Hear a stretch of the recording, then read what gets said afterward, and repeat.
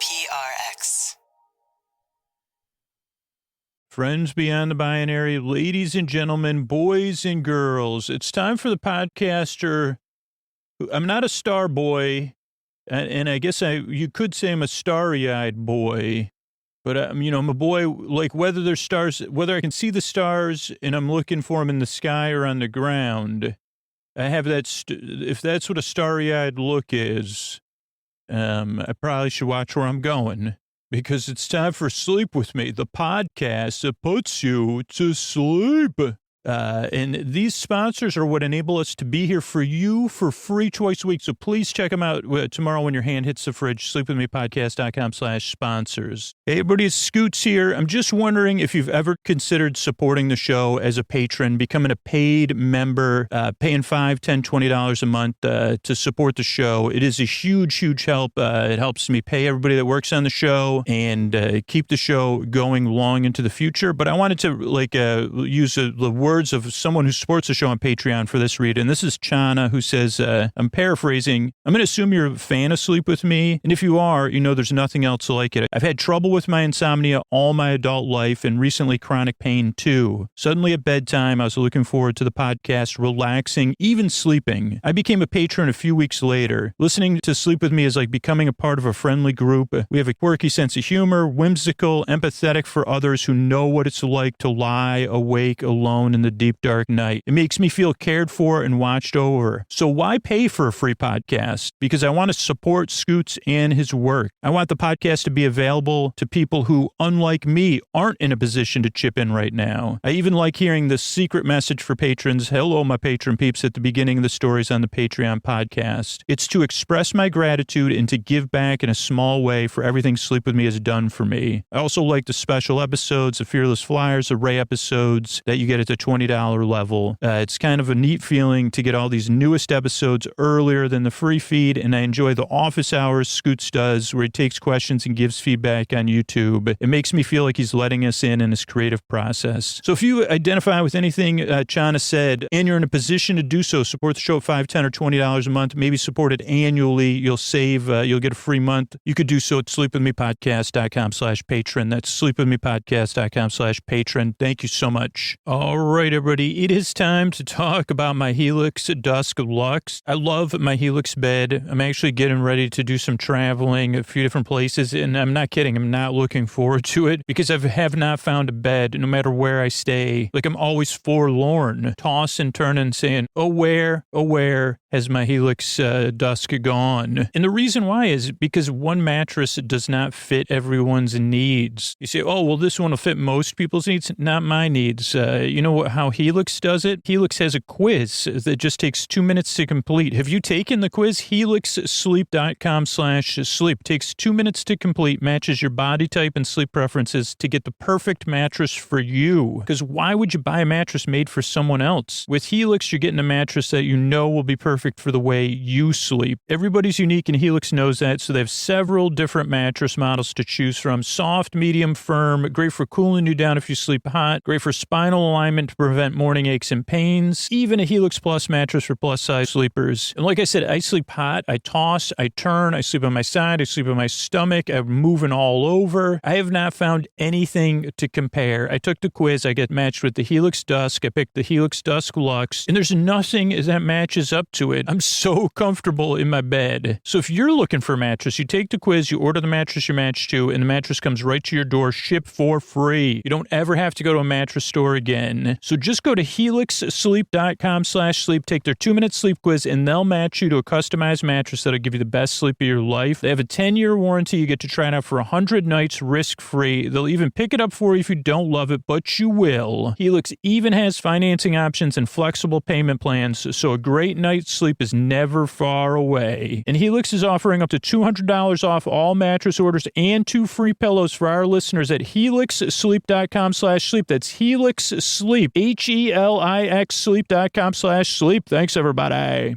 All right, everybody. It is time for the Sleepy Supporter Zone, the most important part of the podcast. So I get so excited. And yes, it's faster. It's more paced than the rest of the show because it's how we're able to bring you the show for free twice a week are the listeners who support the sponsors and then go one step beyond that, letting the sponsors know they supported them because they support Sleep With Me. It's huge. That's really how the show is free on every podcast app. And I want to thank Max, who supported Headspace and Athletic Greens. Let both sponsors know about it. It's huge. It really, like, I take the time in the show because it is huge. Thank you so much, Max. Max filled out the form at sleepwithmepodcast.com/sponsors. Like I said, you fill out that form at sleepwithmepodcast.com/sponsors. I'll send you like a cameo video of me saying thank you. If you support a sponsor, tag them, tag me, let them know about it, give them a call, send them an email, send them a letter, and let me know about it at sleepwithmepodcast.com/sponsors so I can thank you here on the Sleepy Supporter Zone. Thank you so much, Max, for supporting Headspace and Athletic Greens. The second part of the Sleepy Supporter Zone is you getting the support you need right now. If you're in need of extra support, there's links to resources in the show notes you could connect with right now. It's about supporting our communities with our actions, saying Black Lives Matter, saying Stop AAP, I Hate, saying Support Ukraine. So there are links to places you can connect with to learn more and to take action right in our show notes. It's also about taking action to support the communities we're a part of beyond that. And one of the organizations I support is the Midnight Mission, offering a path to self-sufficiency for people experiencing homelessness. We're trying to supply them with hygiene kits. You can be a part of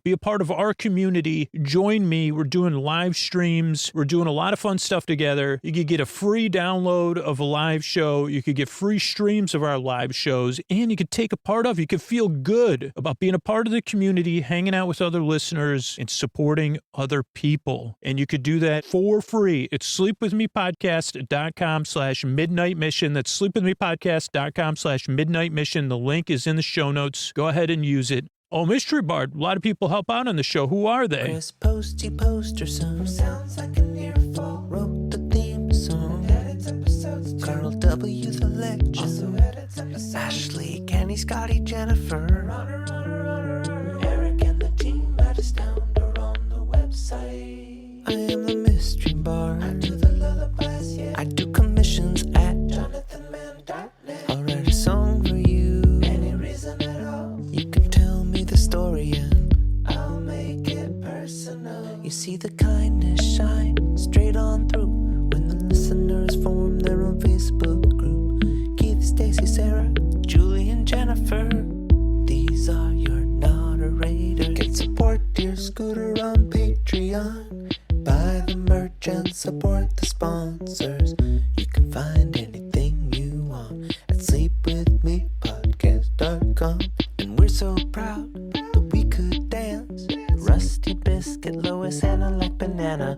Leah does the transcripts. Thanks, Mr. Bard. Don't forget to sign up for our free newsletter. You'll get free live streams. You can download a live show. Sleepwithmepodcast.com/midnight mission. Join me. We're going to have a good time and we're going to help other people. Sleepwithmepodcast.com/midnight mission. Thanks, everybody, and let's get on with the show.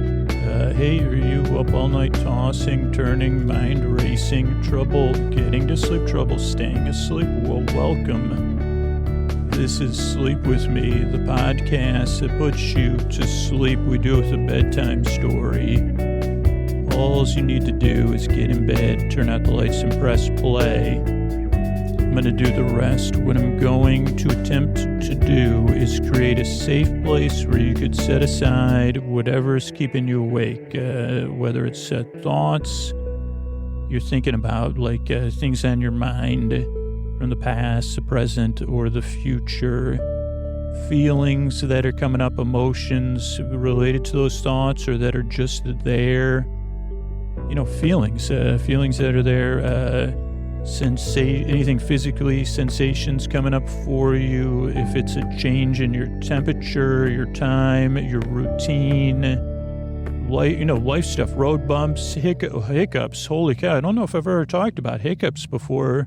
Well, I maybe say Scoots, that was 3 episodes ago, but I'll definitely talk about that tonight maybe. Let's talk about it now. Hiccups, because you could say, once again, we're in We could do metaphoric. You could do real hiccups. That cat definitely could get in the way, whether it's you or somebody else. So hiccups, real actual hiccups could be keeping you awake.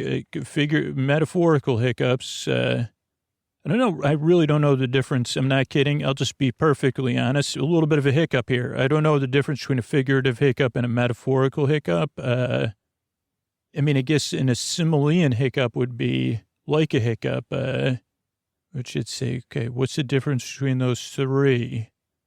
Like or as a hiccup, as annoying as a hiccup. So I guess if you were annoyed about hiccups, or so you found something else, and like your sleeping partner. So we got the simile one down, because you could say your snoring partner, or a partner just sleeping so soundly, or, the idea that someone's sleeping soundly when you're not.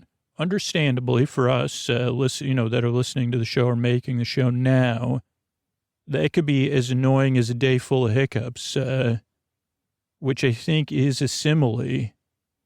So at least one down. I've properly used, now we're getting to literally versus not literally, but I may have to look up figuratively. So in my misuse of words could be as annoying as a hiccup, or, an hour-long session of hiccups. So hopefully we'll get back to that, though I could forget, because my mind is constantly hiccuping. Maybe it is. I don't know. That's actually not a metaphor. I don't think that's an actual metaphor. That's a metaphor. That's an actual portrayal of how your mind works. And I'd say, well, no. I'd say hiccups have a consistency to them that my mind does not, or regularity. My mind is more like the lulls in between. The hiccup lull. There you go. There's another, I said a metaphor, but another imaginary autobiography. The hiccup lull. A lull in the hiccups. Hold on, I got to write this down. Okay, so, but what I meant was like, my mind is like, are they done? Are they going to start again? My mind is more the person waiting, the person trying to help the person with the hiccups, or the person with the hiccups. But that's how my mind is all the time. Did those thoughts go away? Nope, there they are again. There are those strong feelings. So whatever's keeping you awake, believe it or not, I'm here to take your mind off of it eventually or slowly and keep you company so that you could fall asleep. And the way I propose to do it is I'm going to try to create a safe place here, a place that kind of feels relatively safe that you could look at, you could enter into, or it could be sent to you, or, you could just barely partake in it. And I'm going to send my voice across the deep, dark night. I'm going to use lulling, soothing, creaky, dulcet tones, which means my voice is somewhat soothing, but not traditionally soothing. And pointless meanders and superfluous tangents, which we already went on, a few of those. A little hiccup, that's a hiccup. The pointless meanders was just a hiccup. Who has a hiccup, though? That sounds like something judgmental my internal Nana would say. Who has one hiccup? And I'd say, well, that would be I think that's more of may I bless you with single hiccups for the rest of your days. That could be part of the book. A lull in my hiccup. A lull. I bless you with lull. May all of your hiccups be. Well, it wouldn't be a lull. Lulls are annoying because that means your hiccup's coming back. They say, when did Scooter he tried to form his own belief system, but it was based around hiccups. And yeah, he had that thing instead of the road rising to meet you at your back or whatever, and carrying your footsteps across the sandy beach. He said, may all your days, barely ever be punctuated by may all your hiccups be single, except, on Valentine, except sometimes maybe if the hiccup gets lonely, maybe two, and that's it. I don't know. How do we get in? I'm confounded by hiccups. Oh, because they say it's a hiccup. That's like a pointless meander is kind of like a hiccup, and then I redirect and I go somewhere else. But I'm not kidding. I say, how did you talk? I guess I'm I'm judging metaphors now, because you say, who came up with that metaphor? Well, it's just a hiccup, I never heard of that, but like other than the metaphorically, never seen anybody with just a hiccup, because you wouldn't notice. You'd say, well, what was that? Some weird noise you just made? I don't know. Yeah. It kind of felt like a hiccup, but obviously like, I guess this is a pointless meander, but it kind of feels like it has a point, because is anybody nodding their heads while they drift off slowly and get so comfortable? It's only this, I've lived my whole life and I never realized once again what another, I don't know if the great machine probably came up with that. They said that'll fool them. That'll keep them productive. A metaphor about hiccups that really makes no sense. I mean, almost by definition, this is a man who doesn't know the meaning of figurative or how to properly use it, but it's not a hiccup unless there's a second hiccup, right? I mean, I know they say hiccups. So the first one is a hiccup, but only if there's a second hiccup, right? Get the SATs on the line, because if they want to stay relevant, they probably should get a hold of me. You could laugh at that, because I'm laughing inside and saying, well, that's ridiculous, an idea. But here's another idea. SAT and ACT, why don't you get your acts together? I don't know I don't know if you're competing companies or not. They say, oh, we're totally nonprofits. Hardy har har.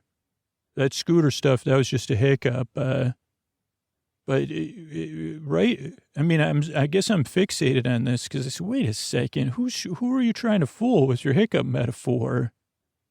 And again, not to point it out, but we all know who the fool is here today, clearly. And no fooling, I'm here to help you fall asleep with my pointless meanders and superfluous tangents. But when you first get here and listen, the show is very different. So you could feel very strongly about this, especially if you're some sort of wordsmith. But I don't know. I mean, why the heck I guess I'm just wondering. It can't be a hiccup. I mean, technically, I'm sure you say, well, excuse me, by the way, it's the process of a hiccup is your diaphragmatic, blah. And I say, okay, great. Thanks anyway. But if you don't have a second one, it's just some weird noise. I mean, a single hiccup might actually be pleasurable. But it isn't, I mean, I guess you got me. By definition, it's a hiccup. Thanks. But actually in practical usage, if there's not a second one, it's just like no one's going to notice. Seriously, like you might say, was that a hiccup? But then if you don't have a second one, you say, I don't know. Maybe I was like trying to hold in a sneeze or something out of my back end, and that's what happened. I don't know. Okay, speaking of back ends, speaking of rear ends, foolish rear ends. So if you're new, a couple things to know. If you're feeling tentative or doubtful or slightly irritable, those are normal reactions to me in the podcast.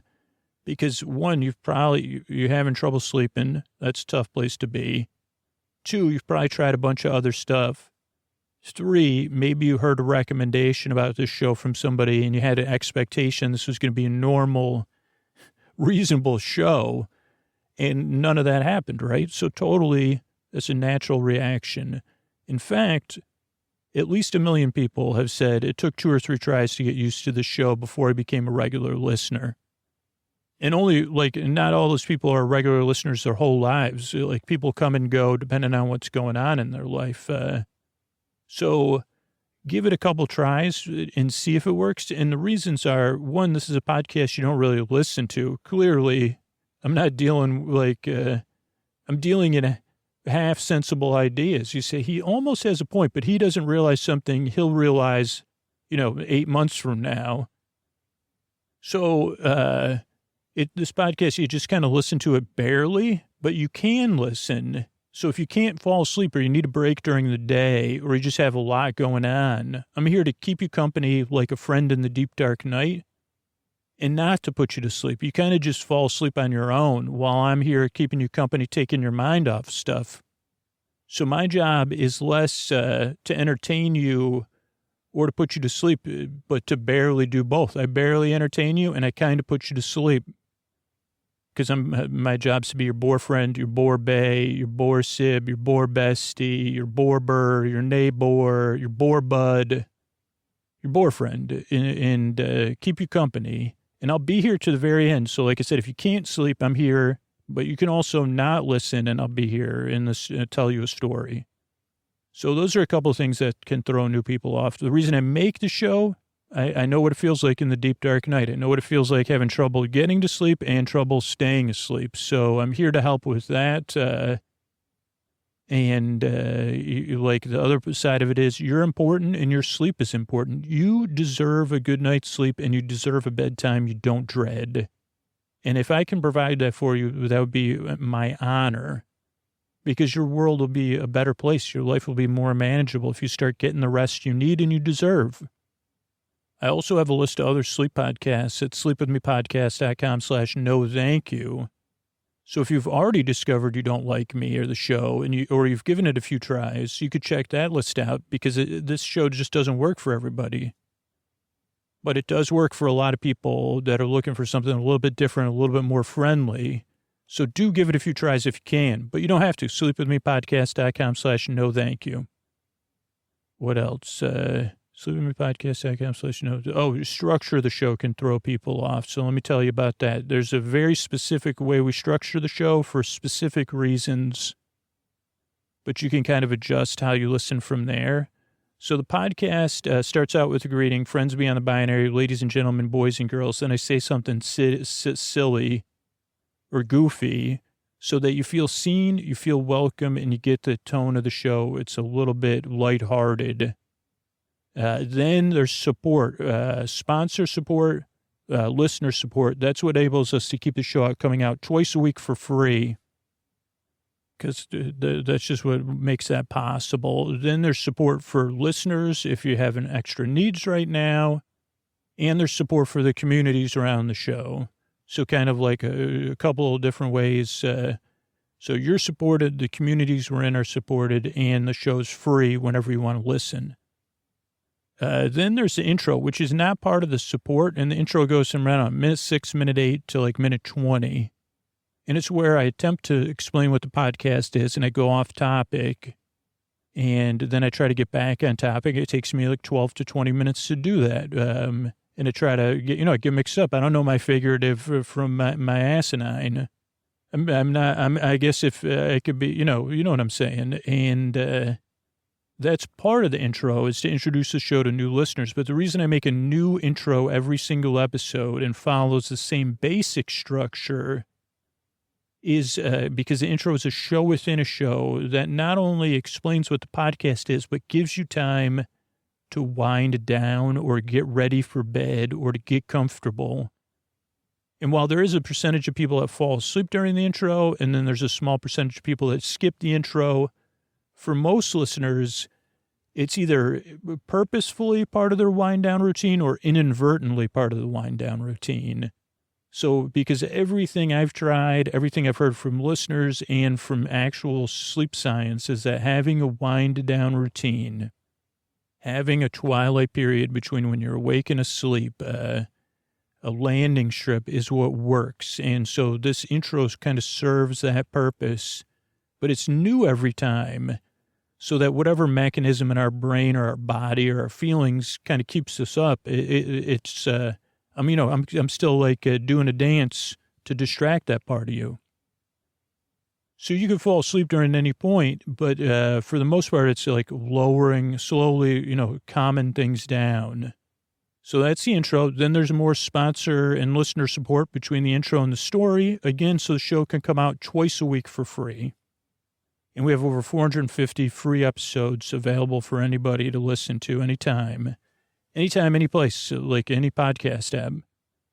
And then there's a story. Tonight will be our episodically modular serialized series, Spice Friends. And if it's your first episode, I'm going to fill you in on all the details so you could be caught right up. And then there'll be some thank yous at the end of the show. So that's the structure of the show. That's why I make the show. And, whether you're just having a hiccup in your sleep, like just a short-term thing, like you're expecting something or you're prepping for something, you're a student, or something came up, or, you're trying to get better sleep habits, or you just need something to listen to at bedtime, I'm here to help. I'm really glad you came by. I work really hard on the show. So do a lot of other people. A lot of people work really hard on this podcast. I couldn't do it without them and the people that support their work. But I also yearn and I strive to help you fall asleep. So thanks again for coming by. And here's a couple of ways we're able to do this for you for free twice a week. Sleep With Me is brought to you by Progressive. Have you tried the Name Your Price tool yet? It works just the way it sounds. You tell Progressive how much you want to pay for car insurance, and they'll show you coverage options that fit your budget. It's easy to start a quote, and you'll be able to find a rate that works for you. It's just one of the many ways you could save with Progressive. Get your quote today at Progressive.com and see why 4 out of 5 new auto customers recommend Progressive. Progressive Casualty Insurance Company and Affiliates. Price and coverage match limited by state law. All right, everybody, it is time to talk about Air Doctor. And oh boy, is it allergy season. And I got to tell you, I was traveling, I was in air conditioning, I was surrounded by pollen, and I did not have an Air Doctor in my hotel room. Because when spring is in the air, that means pollen is too. And when I'm home, I don't have to worry about it because I got an Air Doctor in my bedroom. You got to check out Air Doctor. We breathe 20,000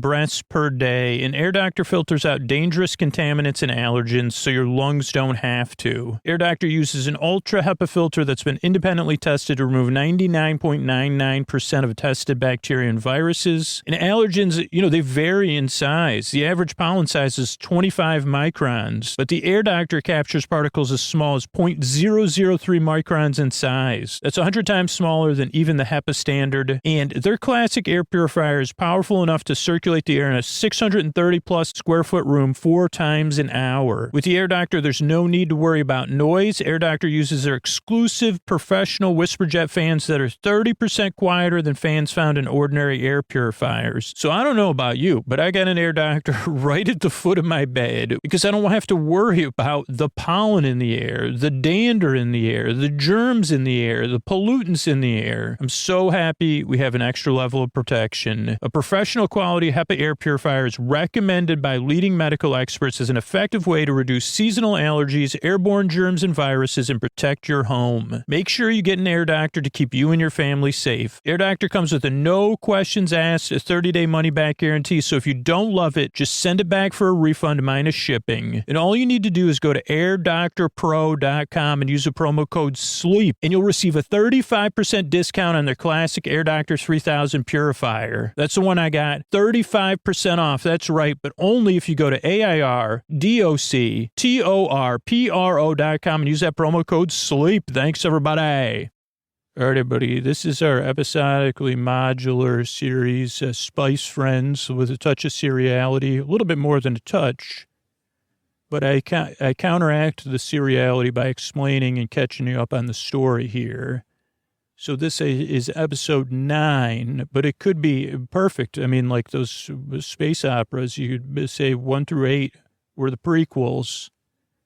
And if episode 9 is your first episode, and then you could go back and listen to those ones in any order too, because I'm going to catch up, even if you're a completist. But the episodes are all still in the free feed. So if you did want to go back and listen to episode 1, you could do that. But I think I'm going to give you enough information so that you can listen to it in an episodically modular way, which means whenever you want to in whatever order. So Spice Friends is a tale of a world just like ours. At one point it was just like ours, and then very similar, and you've seen this portrayed in popular media. Like at some time when, like someone once said uranium, and they said half-lives, and they said, oh, we could use this for energy and stuff like that. And then they said, oh, we could also use it on will-based systems, about our wills and our egos. At the same time all that started happening, there was these large dinosaur-like beings that started walking around the earth, particularly to cities. But they also had bad breath, and they would yell a lot, and they kind of seemed very chaotic, and they would step on stuff and stuff like that. Not sleepy stuff, it just was going on. And obviously, if you live in a world like that, you want to sleep, you say, elected officials, could you do something about these giant things walking around? And, back in the day, they tried stuff like lasers and helicopters and all that kind of stuff. Didn't work, never worked. And eventually what happened, they tried a bunch of different stuff, including the president of the United States at the time, President Smith, and President Smith's daughter was the vice president, Vice President Smith.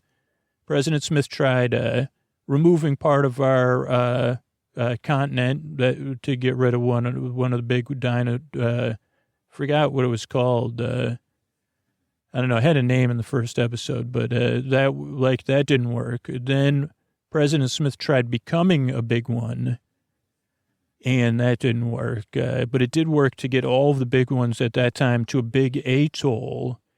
And somehow during all this, there was another planet named Planet Zipper who said, hey, we got a plan.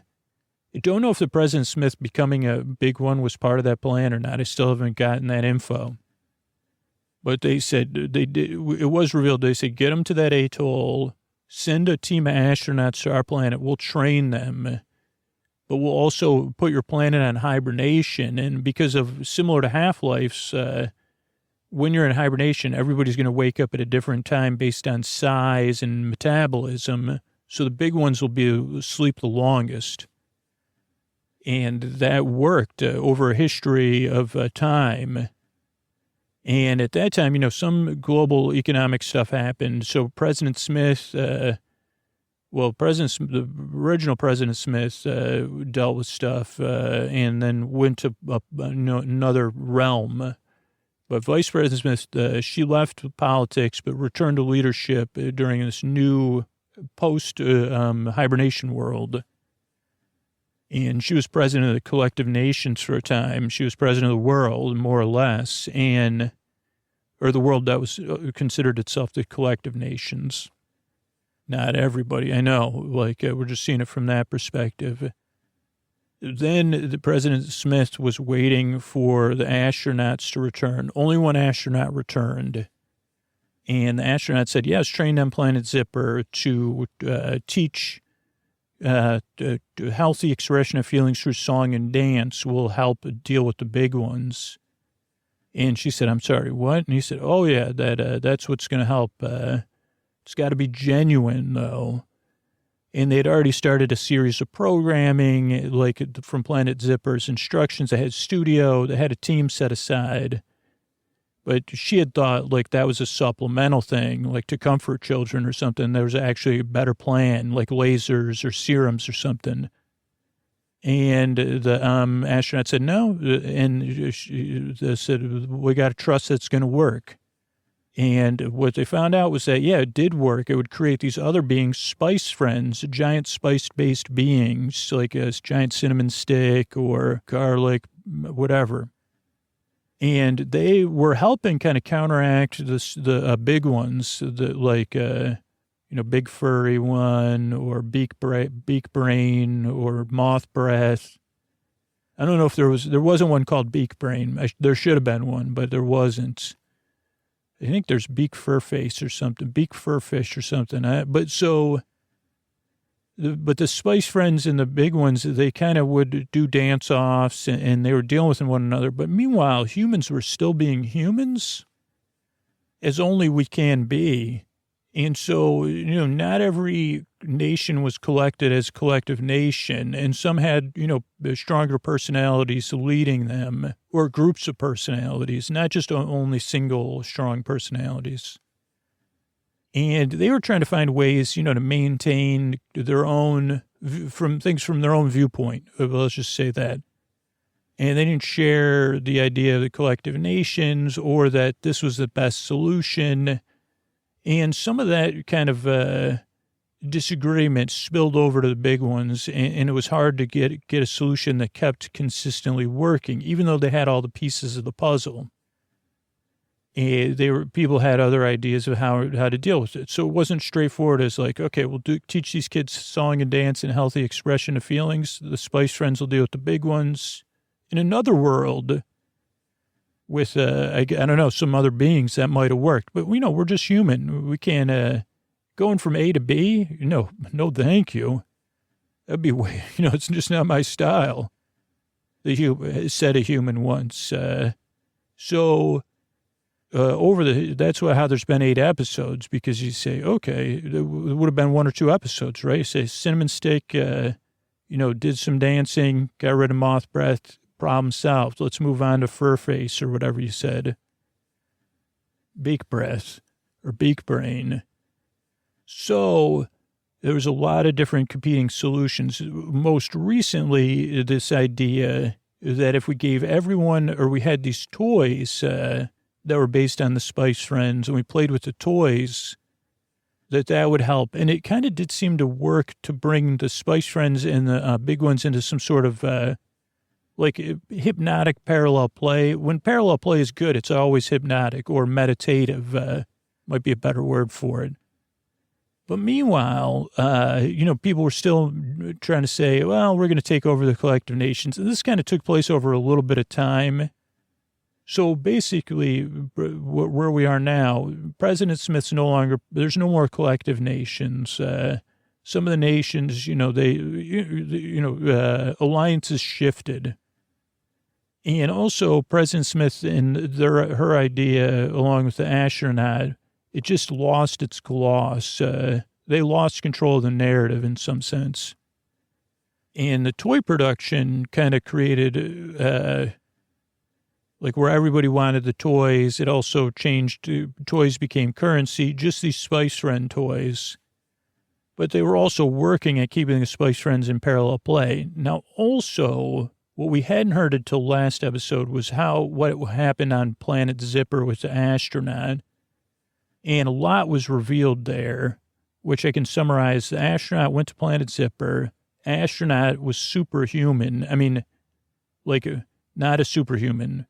I guess they're not superhuman. They were super at making human choices that they did a super job at making mistakes, like we all do. And that's something everybody should start saying. Super job spilling that milk. Way to be human. Let's clean it up. How come that doesn't happen? It should. Hey, super job tripping. Let me help you up, and let's tie those shoes. So that's what I meant when I say super job of being human. Because, right, if you say, well, we're super friends, we're great at getting in disagreements and then, working them out. That's a tangent. So the astronaut got to Planet Zipper, realized that Planet Zipper is kind of like a collective being that's dealing with individual, that's struggling, was once just a collective being in a series of planets of other collective beings, but also experiencing some butting off and then feelings about that. But also that this particular collective being had lived on other planets, but the big ones had slowly made their planets move to another realm, to a big farm planet or whatever you want to call it. And they were the last being of their kind, even though they're dealing with this individualism and saying, how can we manage that? They said, well, we have to this is we're the last planet of this particular species. And what are we going to do? They also really loved Earth. They loved watching Earth, not even in a way you could interpret as not comfortable, but they didn't really, they're different than us. So they they really loved Earth. But in a way, the only uncomfortable way was they also realized they could project their feelings to Earth, because as a collective being, their feelings are different than individuals and they can be really intense. And I think what we figured out is the big ones the big ones have something to do with the feelings on Planet Zipper. And so I think the way the last episode came back is that the astronaut just bolted out of there because it said, well, you still have this plan to save Earth because you love Earth, but you also have ulterior motives because you're obsessed with Earth and you need to project your feelings onto Earth. So the big ones, so that they think, I don't know, they're trying to figure out how to deal with their feelings, preserve their way of life. They just see things from their perspective. Understandable. So the astronaut just left while there was like a big debate going on Planet Zipper, got back to Earth, didn't tell the president this until the last episode. But, President Smith, she's a leader. She's I'm not going to mince my words. She's the heroine we need, maybe with the astronaut's help. And so I'm sure they'll work through it. Maybe they even did towards the last episode of like the current situation. Still got a planet full of spice friends and big ones. Most of the people like... Planet Zipper also contacted Earth, said the president and the astronaut aren't to be listened to, but that they have a solution that's going to work. But also it's like, what's up with your ulterior motives? And they said, don't worry, we'll figure it all out, but don't listen to the president and the astronaut. And the president and the astronaut, of course they're human, so they have mixed motives, but most of their motives are, let's work this out for everybody the best we can. Let's make the best choice we can based on fairly pure motives of love of doing what they feel is right. But not everybody sees it from their perspective either. This is a human story, as human as it gets. Even though there's collective space beings and giant friends and non-friends, maybe. So that's it. That's where we are. And now our Hollywood announcer will set up the show. He drove here from Los Angeles. It's the day of the Super Bowl. So I actually didn't even think about that. There's no way he could get home for the Super Bowl because it starts in 3 hours. And if he, that's like 335 miles to Antonio's home, I think. So I guess I'll be watching the Super Bowl with Antonio if he can manage not to make any noise while I record the episode. So, because he's like, he tries, but I try. I say, can you not? I don't understand what it is about you. I don't ask for much. I just ask you to drive here from Los Angeles for free, to be uncredited, but have your to use your charismatic presence to set up a series. Preferably not to use my bathroom, unless after we record, or have any water, food, not win at any board games that we play after we record. During recording, stay as still, like have total stillness, and then drive back to Los Angeles. Not that I have any problem with him using my restroom. Well, I do. I don't think I talked about this. It's just when someone that it's just hard for me to use a mirror where someone with whose middle name is gravitas. Then how am I going to look myself in the mirror? It is my issue, I know, but I say I don't know if I can use that mirror anymore after you've looked in it because the mirror's going to see right through me, and so this is an opportunity for growth. It also brings me opportunities for growth on a regular basis. So I couldn't do it without him. And I guess I totally could, but I enjoy making a podcast so much more with him. And I wouldn't have these growth opportunities to realize I got to find my own internal gravitas. Here's Mr. Antonio Banderas. Thank you, Scooter. Friends beyond the binaries, ladies and gentlemen, boys and girls, it's time for a spicy tale with spice friends. Yeah, spicy. You do have gravitas, gravitas, if you don't mind me saying. It's in the heart. All gravitas, not in the mind, not even actually in the heart. So you're just having a hiccup in your gravitas. What hiccups? I was listening. Hiccups. Yeah. Okay, that's Mr. Antonio Banderas, and this is Spice Friends. Thanks, everybody. All right. Former President Smith recording, I guess is how I'll refer to myself for the time being.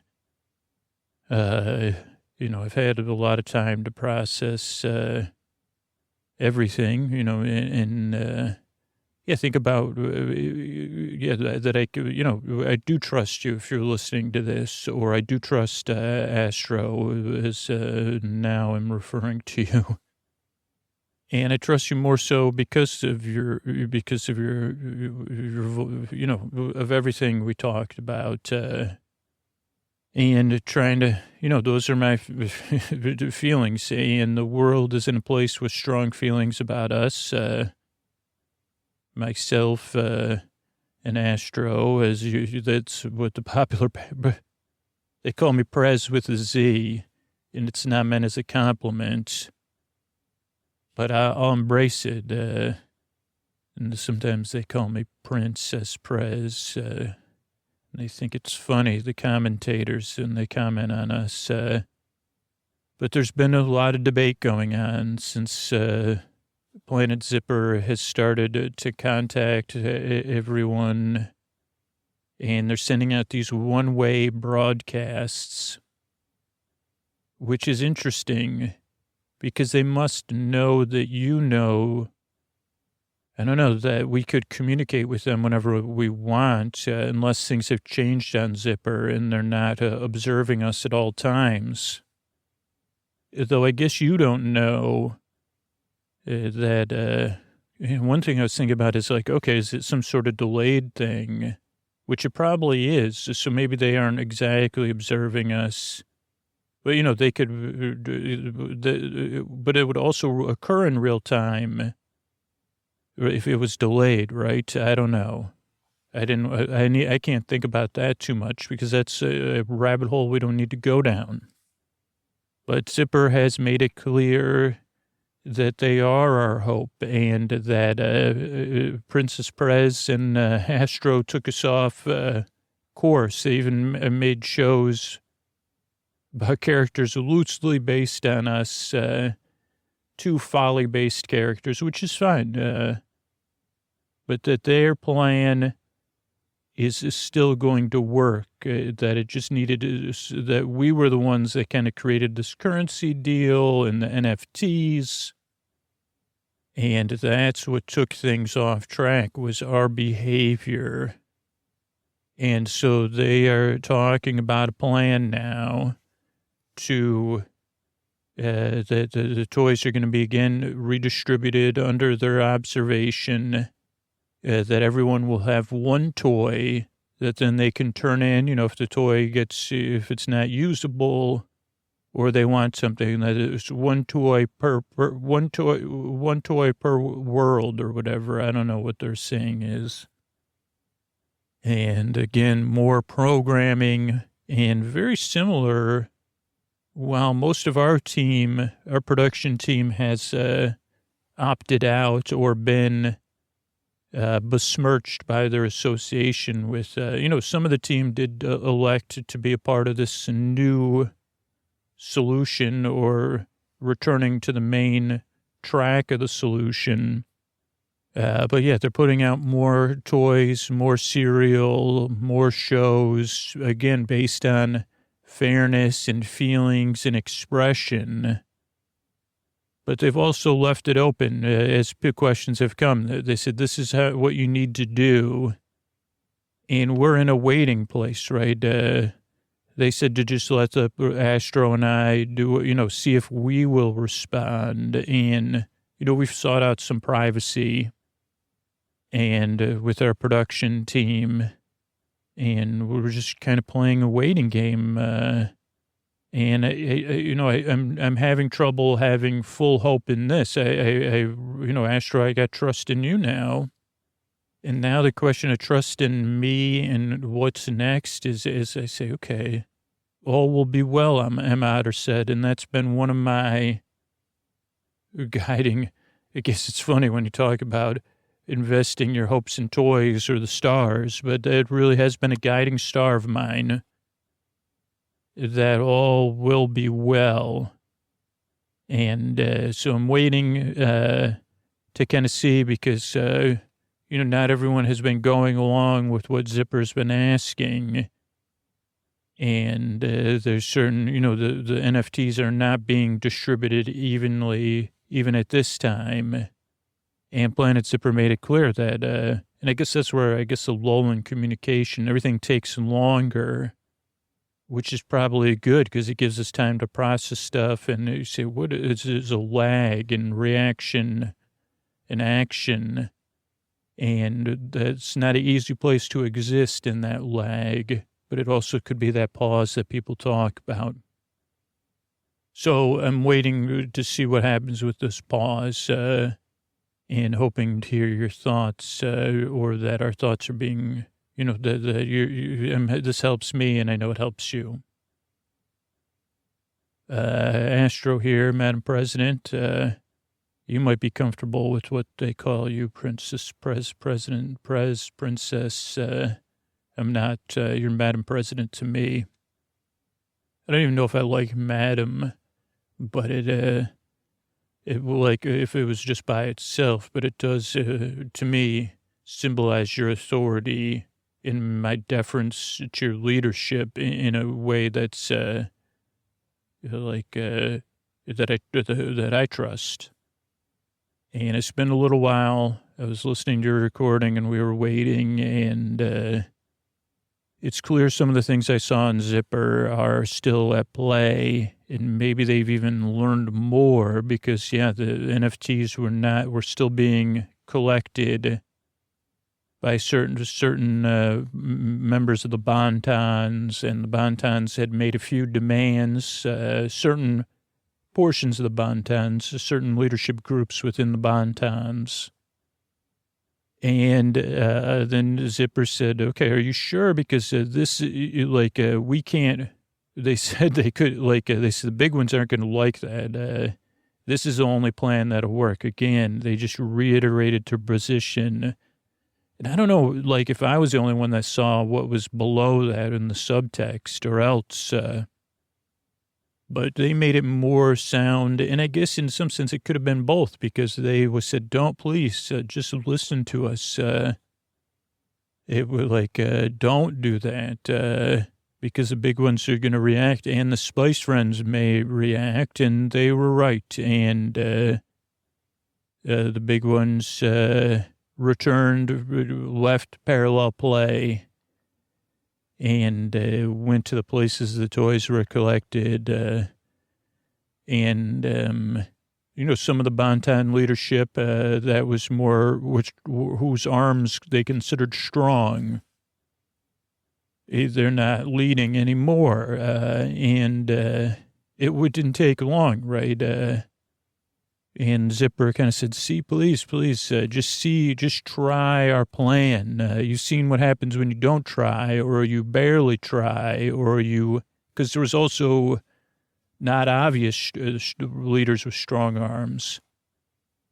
There was also leaders that, were a little bit more subtle, but with the same motives of being right, or making the most of what they saw as an opportunity. And Zipper kind of reiterated. And again, they also, sent messaging to the groups working on the programming, which I don't necessarily have a negative view of. The programming is very good. It's still trying to teach children joy of song and dance. But I have unease with it since I'm not in charge of it, I guess is part of it. But it's I don't know. I guess maybe I was operating from wrong motives too. But you said we've talked, and I guess we didn't record our personal inner conversations. But you said, how are we going to deal with this, right? Now it's clear Zipper's in control, and their plans rolling out, and we should, have some resistance to it. And you're trying to decide, and we'll follow your lead of how strong do we resist, right? Because as more and more information comes in from Zipper, it's, I don't know. So I guess I'll see what you say. As this next, now that the toys are being redistributed, and most anyone in a leadership position that was going to resist, which makes me kind of think like, I'll take any risk you want, Madam President, but because I know, as you say, all will be well. But it's also, hard to just determine, which way do we take all this? All right, this is Prez here, and big ones have kind of made a little bit more, mostly through the programming, and maybe I am reading in between the lines, but they're kind of talking about this. The big ones haven't retreated, right? The Spice Friends are kind of still inactive. And I don't quite understand that, or how Planet Zipper is doing that, and what we can do to kind of awake the Spice Friends, or what should we do? As you said, will the big ones just know if we're pursuing active resistance? And what are we resisting exactly? Like, Zipper is kind of between the lines, if I'm interpreting what they're saying. They say, okay, now we're going to allow you to live in these beautiful, we love you, and we want you to live in the beautiful conditions you've been living in. But they'll just be, we want to help you make sure they're tolerable. And you'll live with the big ones in a tolerable way. But I know there's something below that when you see a big one, right? There's awe and other feelings there, especially when we know that, and they say, we can't let you, you have to let us help you. Otherwise, the big ones will just roam around, just like they did with these Bonton leaders, and using the recent events to prove their points.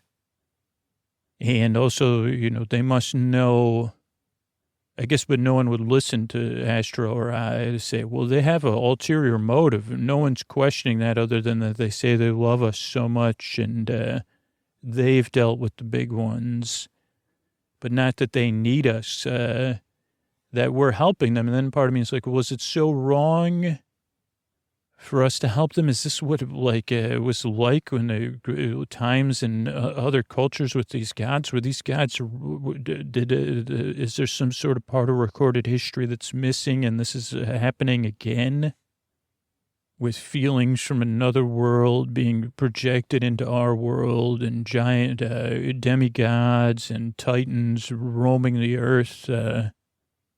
But the fact that they're doing it to preserve their way of life, is that just some rebel in me that says, no. We have to have our own destiny here.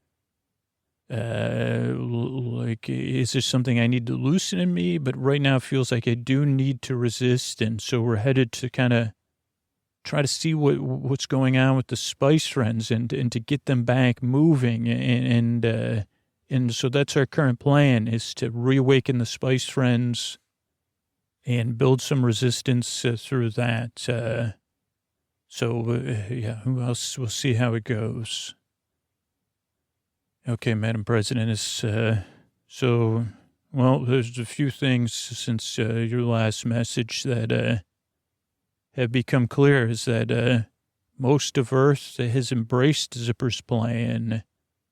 And they like the idea of the programming is good. I guess programming sounds like something else, but it's just, it is good. It's quality, and it's not, if I didn't have these underlying feelings, would I accept it more? If I didn't, it's like I'm projecting, just like Planet Zipper is, I'm projecting what I know about Zipper and my feelings about that onto the programming.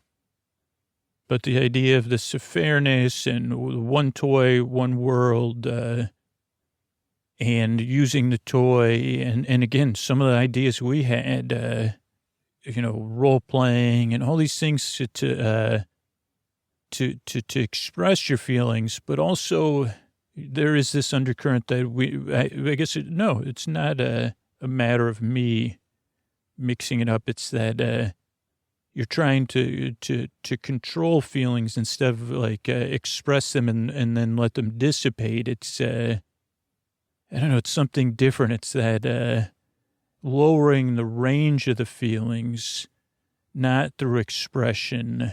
I don't know. Can you control feelings, or can you experience them? It's never been tried on a global scale before. And again, for what motive? I guess it's one thing to moderate or to modulate your own feelings for your own well-being, or learn those tools to help you in self-care or care in interpersonal relationships. But to do all that in a way, but you're manipulating your feelings for some other motive. Or is it right? Or does it even matter? At this point, it doesn't matter, because most people have embraced the plan, and they say, well, what's the trade-off?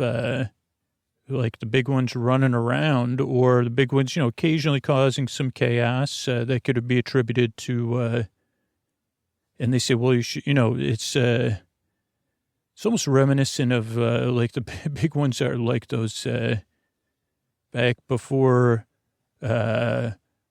your father, kind of like all those, what are those called, like medias of socialing or whatever, that you say, well, you parked that way, and now the big ones are doing that instead of like the social medias. You can't park, and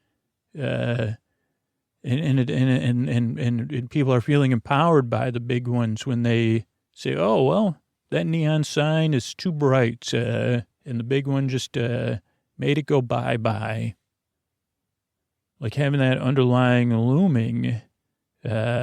So we do have to take action, but unfortunately, so far our actions have been unsuccessful. We've been working from the perspective of the big ones, or the Spice Friends and the big ones respond to song and dance and feelings. And we've been trying to use our song and our dance and our feelings to get the Spice Friends going.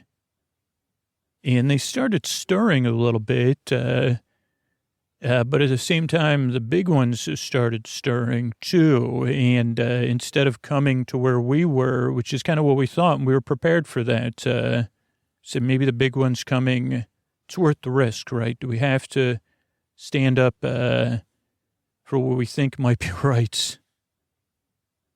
And we're still trying to refine our plans. But the big ones, instead of stirring right now, the Spice Friends, they're moving around and they're aware of us and they're hearing the sounds, but it's like they're lackadaisical or something. And most of the feelings are going into the big ones, maybe. I don't know, because there's no way to track any of this except by inference. But the big ones stir more and more, but they don't come here. So we're hoping to get them to come here. But it's, then we're like, okay, what they're walking around, is that because of our behavior or some other behavior? So we're going to take a pause for a while in our action and observe the big one's actions and the Spice Friends' actions, and then see what happens. Okay, Prez here. Well, we took a pause, and the Planet Zipper and Planet Zipper's, well, not even Planet Zipper anymore. Things have kind of as Earth has embraced the plan. I don't think Zipper even needs to be involved anymore. They're just watching me now, but on a delay, but it won't be a delay anyway. So we took a break from our actions with the Spice Friends to see what the big ones would do, and the big ones rested or went back to, only doing things when when people's feelings got too strong or too self-based, which says, wait, are they moving us towards a collective feeling by looming big ones? I don't know if that's necessarily true, or if it's just we're still the outlet for their feelings. Maybe this is the debate that had been going on there. Like, instead of, maybe they realized that they can't inject all of their feeling into Earth, but that we're their outlet for their feelings. They're projecting their feelings a little bit to dissipate them And again, it's like, whoa, boy. And I guess the ego comes up. It's like, do they really need to do that? Because they're not a human. They're not a mammal. Is that so who am I to say that's but I say, well, we have a boundary. We're Earth. While you may need to do that, you're going to have to find somewhere else to do it or find a way on your planet to do it.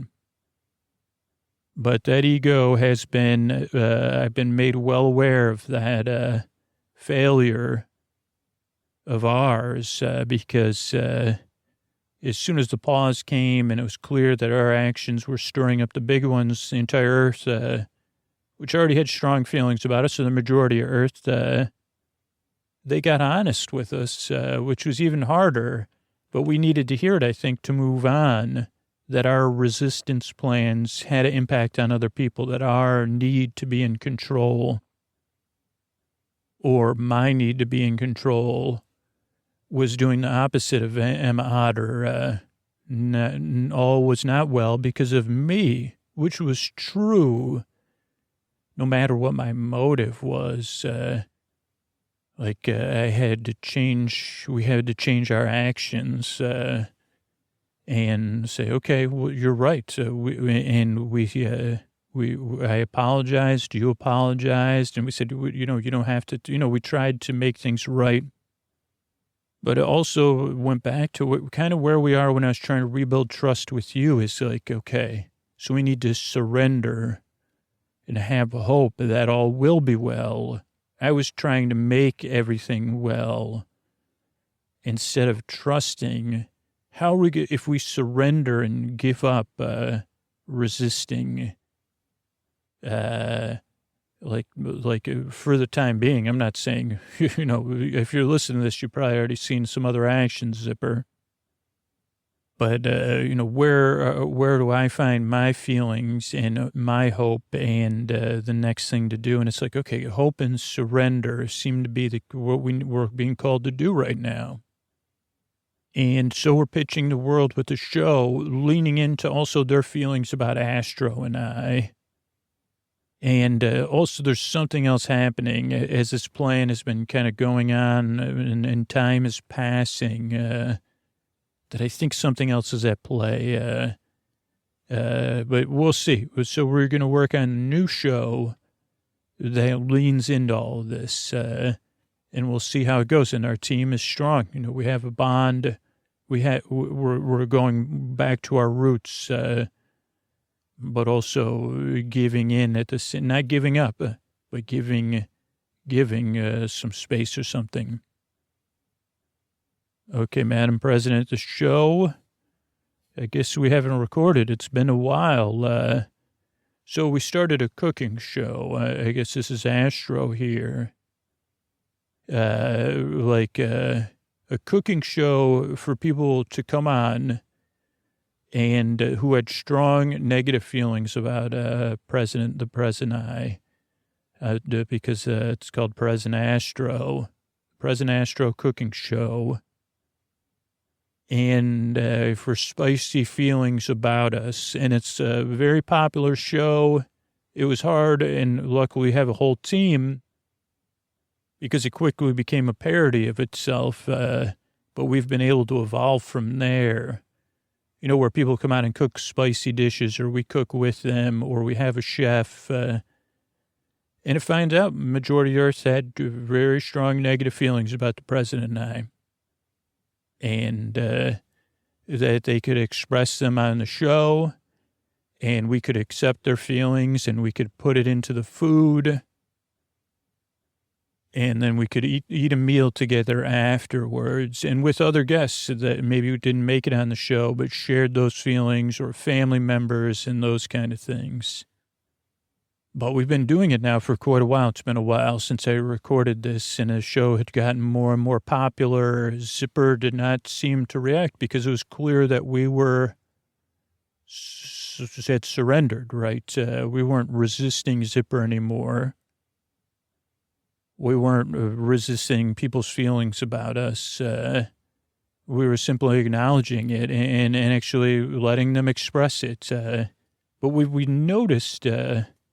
And now it's become beyond noticeable over time the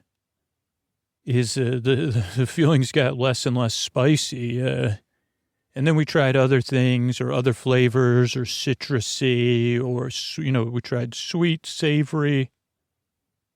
And this reflects in the overall pattern on Earth, which leads us to where we are now. Like the flavors got weaker and weaker and weaker, and people's interests in strong flavors. And again, we couldn't resist that. We had to surrender. People said, this is too strong. And it happened so subtly, week after week after week after week, show after show after show, where it's like, okay, let's just, let's keep saying yes, or, what is it? And this was reflective of a broader thing on Earth that it wasn't about the weather, but I'm going to talk about the weather. Like a pet on a hot day is how things have gotten emotionally on the Earth. Something about this mechanism and something about that and keeping things. Again, I don't understand any of it, but whatever Zipper's plan is over time has dulled things. And made the people lackadaisical. The cooking is just, again, another related expression of that. Just like the pet is a metaphor, lying around on a hot day, or like a human being without air conditioning, right? Or going through some strong feelings, or a lack of feeling is that it's just and we got to the show, but we also never winked, right? Like we just went with it, right? So people wanted to make mush or mash or they just want to sit around and talk about water. And I don't know why we're able to keep some distance from it, but we have been. Mash, mush, meal. And we even tried to book guests that were the most, that refused to come on the show before. And the other thing is the show's never been more popular. It's grown in popularity, and the content has been, I don't know, they said, what is happening with this lackadaisical, but it's obvious what's happening, right, to the president and I. But we said, well, what is it, what do we do? So we're trying to process that. We've said yes, we've surrendered, and Earth is kind of surrendered in a sense, for what people made the best decision they could at the time, and probably the correct decision. But decisions aren't forever, right? We make it, it's like, just like the show has changed, it's led us to this point, to near a decision point or a curiosity point, as you talk about, Madam President.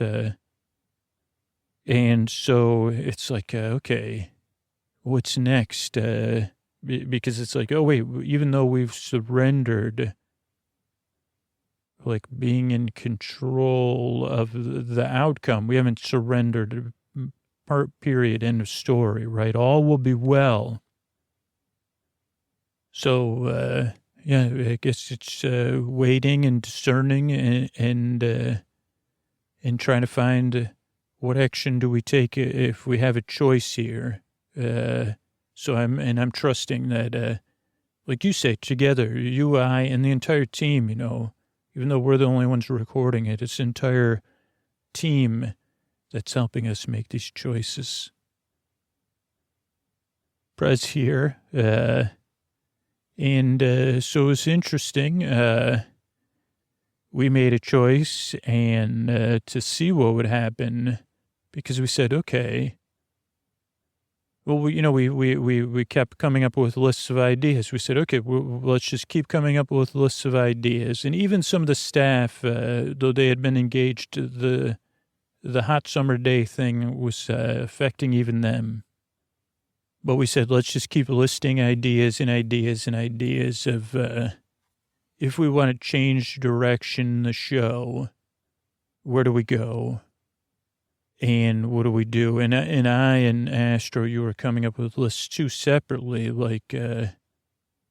and that's when you came back to me and said, you trust me, right? I told you my story and you trust me. And I said, yeah.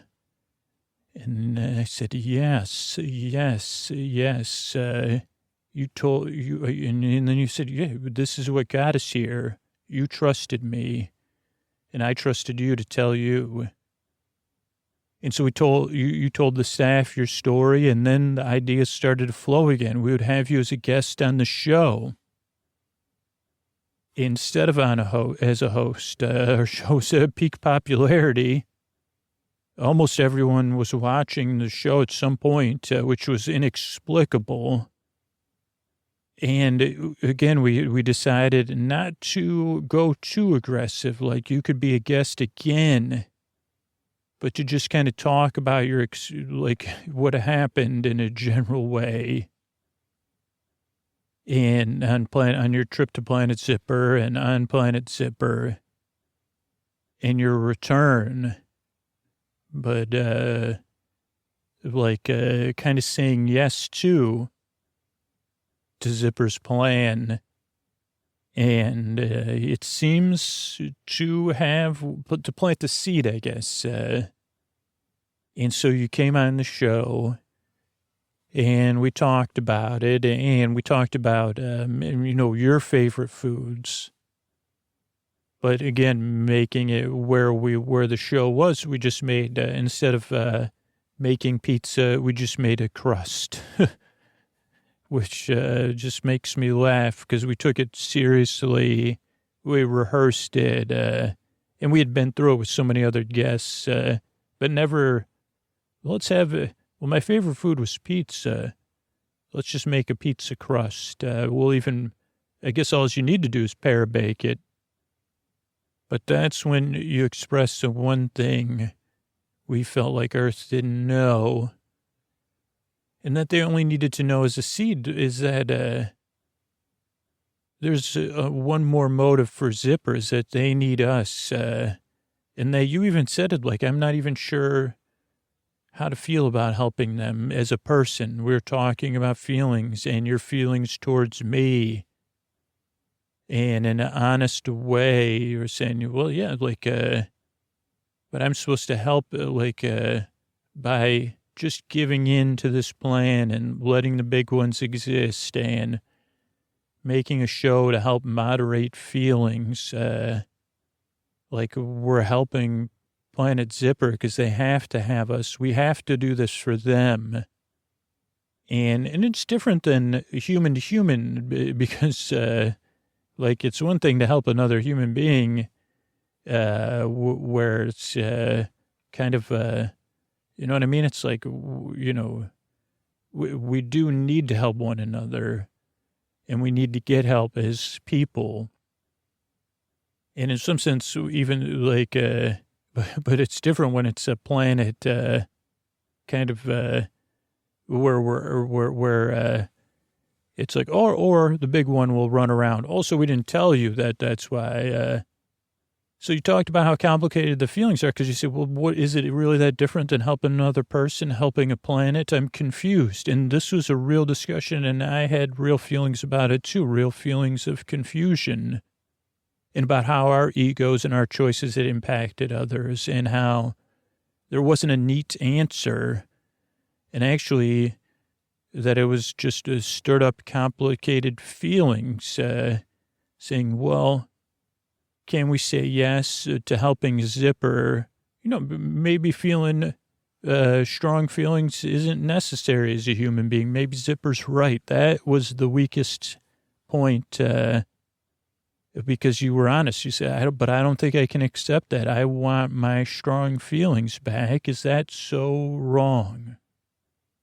I don't want to be dominated by my strong feelings. I can see where there is sense that back with the Spice Friends and the big ones. But it's like the idea of is there, and, just kind of you almost not even being able to speak, rah, rah, rah, rah, rah, like you say.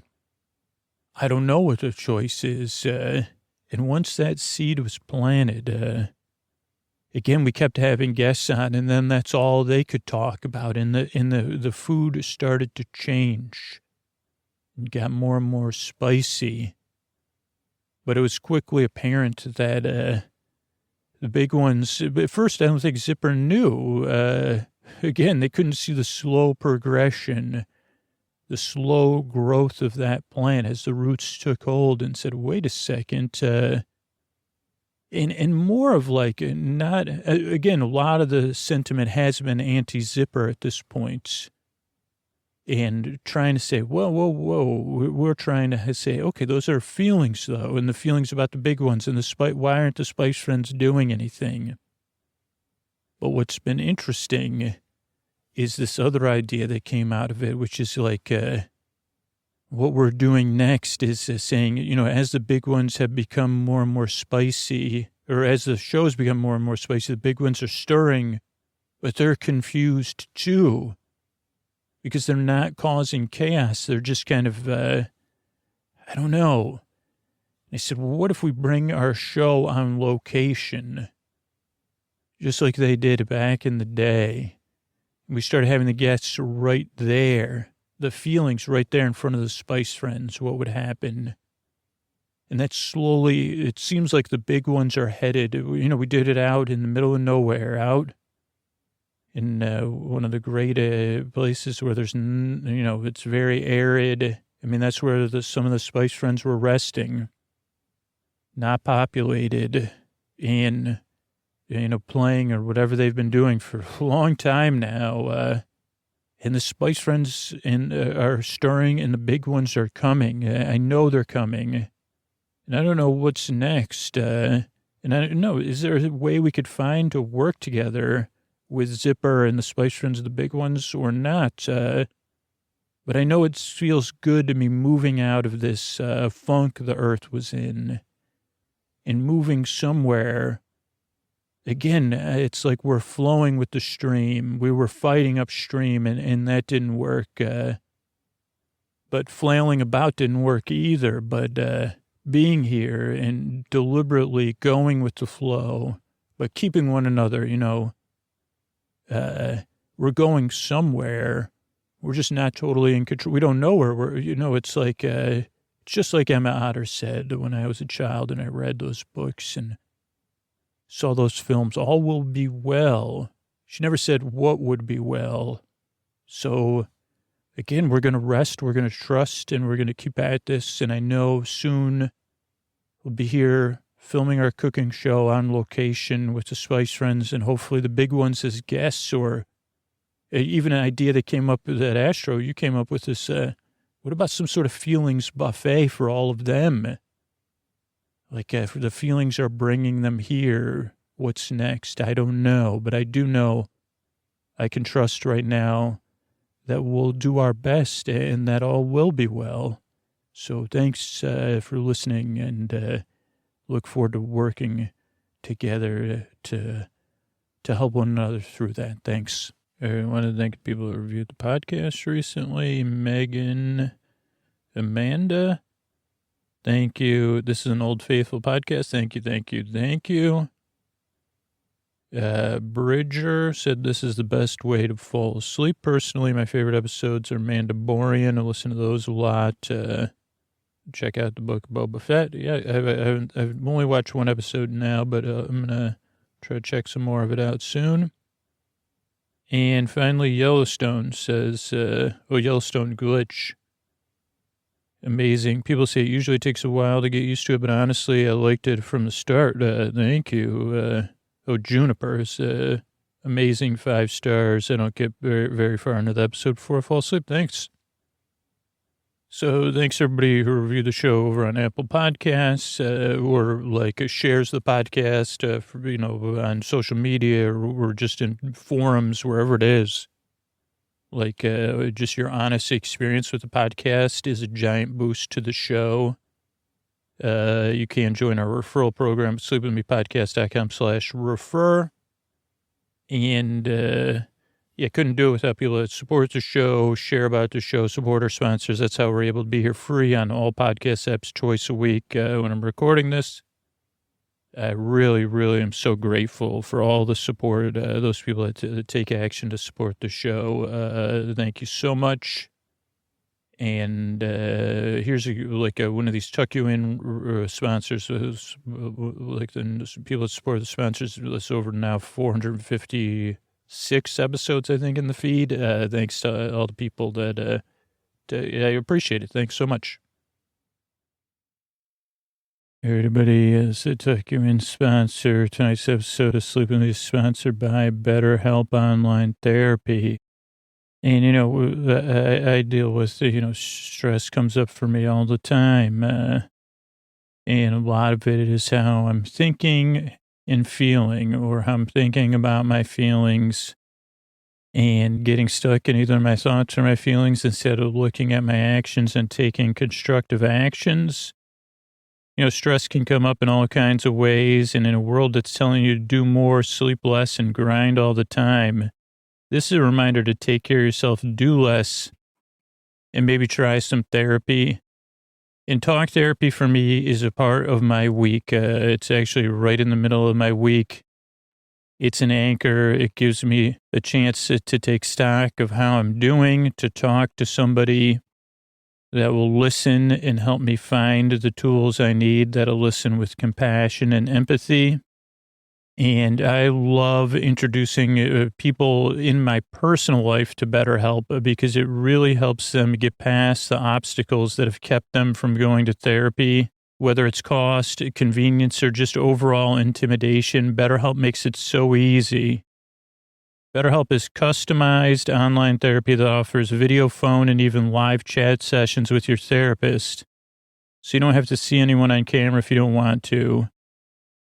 It's much more affordable than in-person therapy, and you can be matched with a therapist in under 48 hours. Give it a try.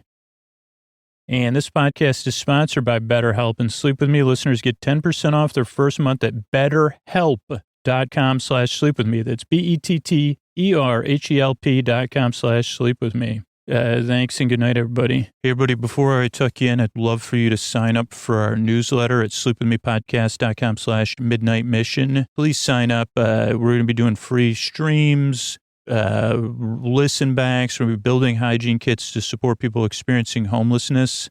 But I can't do it without your support. I need you and a few other listeners to sign up. If you could sign up, if you're listening to back-to-back episodes, and you're not drifting off, or you could remember tomorrow, sleepwithmepodcast.com/midnightmission. Make a huge difference. We're going to have an impact on people who are out there sleeping in the deep, dark night, and we can help them with some small steps and some small actions. Thanks so much.